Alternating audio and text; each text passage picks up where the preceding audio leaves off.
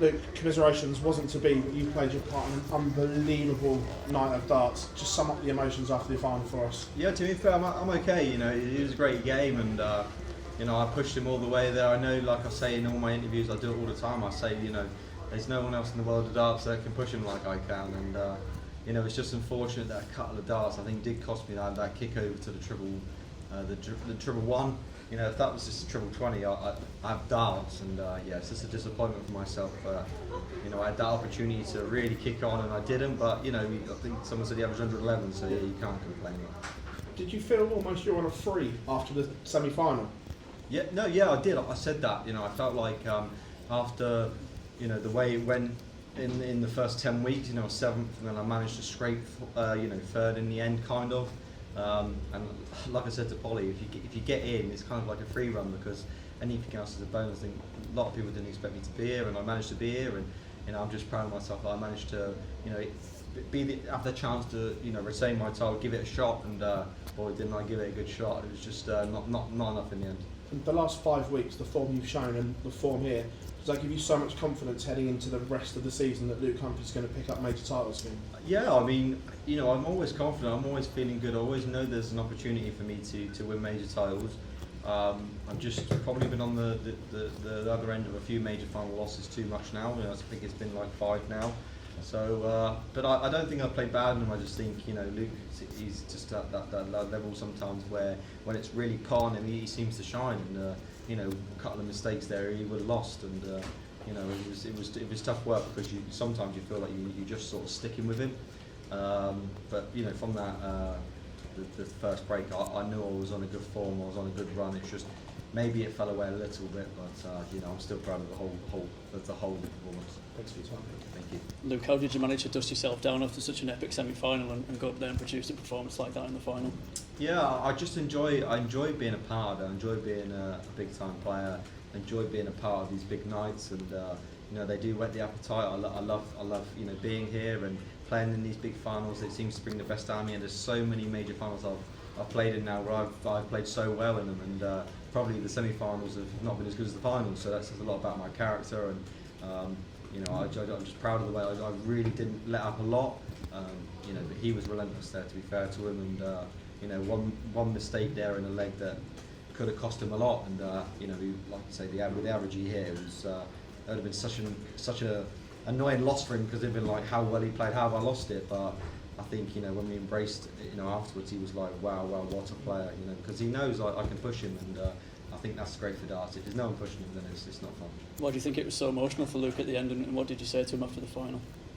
I don't know, to be honest. I think, like I said on the mic, I just give him a cuddle, so just take a bit of time, mate. Just, you know, I'm always there for him if he needs it, and you know, I think maybe it is emotional sometimes, because you're on the road 16, 17 weeks, and he's had a lot of hard time.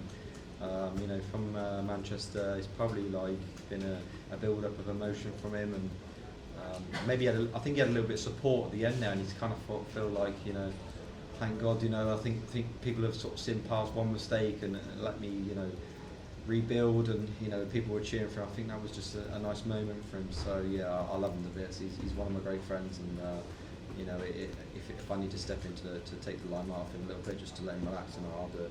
Cheers, Luke. Thanks for your time. Hi Luke, thank you for your time. They often say that we learn more about a great sportsman in a loss rather than a victory. How do you compare yourself now compared to when you started winning everything, the Grand Prix, the Slam, the Players and the Worlds?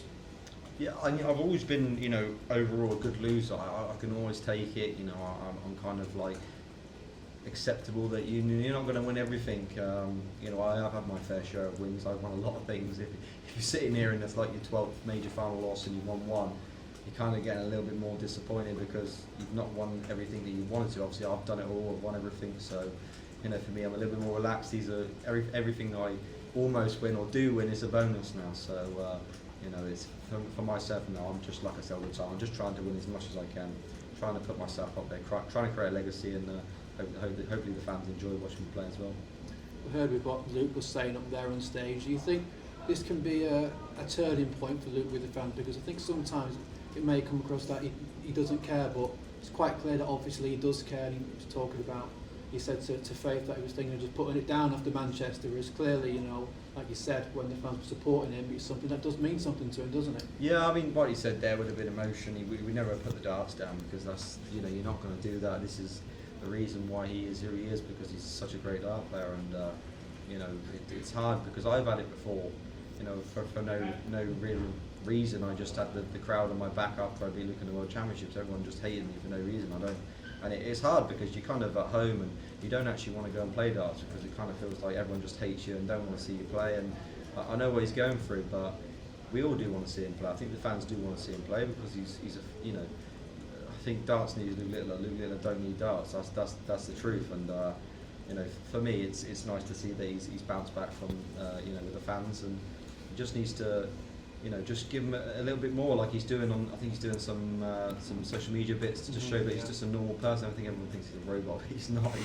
He is a normal person, a good kid as well, and I think that's why he's trying to, you know, show everyone that. Cheers, Luke. Thank you for your time. Why do you think he's so good at the long format? Why do you think when it comes to the finals, he just manages to? He's a bit like me. He's got a good throw. He's got a solid throw. You know, there's not really much that can go wrong. It's like, I guess when you're so young, it's hard to like put a finger on how you can be so clinical at such a young age when you've got so much, not so much experience. But I think over the last couple of years, he has got a lot of experience. I think that is why he is so good, and you know, he's had none of them real mental or physical scars that can hurt you a lot. You know, everything's really gone his way. You know, a loss today would have probably hurt him because he's not used to that. He's not used to losing finals. So, you know, I think he's got that belief in his game all the time, and you know, he's a fantastic player. And like you showed today, sometimes even at me at my best is not good enough. Do you think the match play is somewhere you can respond? I know you've got the World Cup and the Masters and all that, but the next big one is. Yeah, I mean, of course, I can respond all the time. But I've got to beat everyone else in front of me before I even have the chance to play Luke. You know,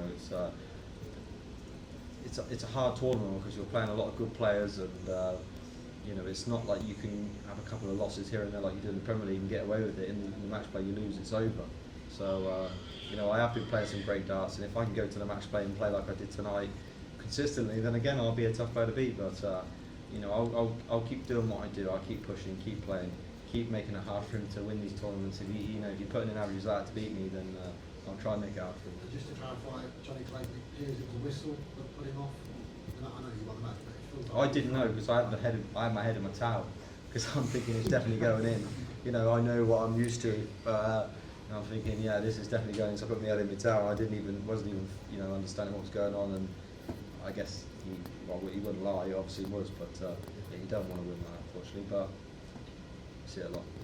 Are you worried about, because it's become a bit of a theme, it happened to Sheffield last week, it happened to other tournaments, are you a bit worried about booing and whistling ruining the game? To be honest, I don't think tonight was bad. I didn't really see lots of booing and whistling, to be honest.